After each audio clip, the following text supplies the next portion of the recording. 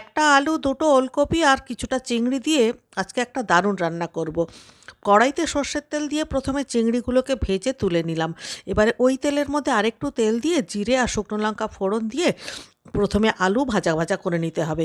ভাজার সময় অবশ্যই একটু হলুদ আর নুন দিতে হবে। ভালো করে ভাজা হয়ে গেলে কেটে রাখা ওলকপিগুলো দিয়ে দিতে হবে। ওলকপিগুলো কিন্তু সেদ্ধ করবার কোনো দরকার নেই, একটু বড় বড় করেই আমি কেটেছি।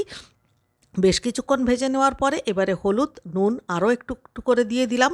আর এবারে এর মধ্যে দেব মশলা বলতে ১ চামচ আদা বাটা। ভালো করে কষিয়ে নেওয়ার পরে একটা বড় সাইজের টমেটো দিয়ে দিলাম, এটাও বেশ কিছুক্ষণ কষিয়ে নিলাম। এবারে ভেজে রাখা চিংড়ি তেল শুদ্ধ দিয়ে বেশ কিছুক্ষণ কষিয়ে নেওয়ার পরে আগে থেকে গরম করে রাখা জলটা দিলাম। এবারে এটাকে ঢাকা দিয়ে মোটামুটি ৮-১০ মিনিট রান্না করতে হবে। আর এই সময় একবারে ১ চামচ ধনের গুঁড়ো আর ১ চামচ জিরের গুঁড়োও দিয়ে দিতে হবে। কপি, আলু সব সেদ্ধ হয়ে গেছে। ১ মুঠো চেরা কাঁচা লঙ্কা দিয়ে আরও ৫ মিনিট রান্না করলেই কিন্তু তৈরি হয়ে গেল ওলকপি দিয়ে চিংড়ি দিয়ে ঘন্ট। গরম গরম ভাতের সঙ্গে খান বা রুটির সঙ্গে খান, একদম অপূর্ব লাগবে খেতে।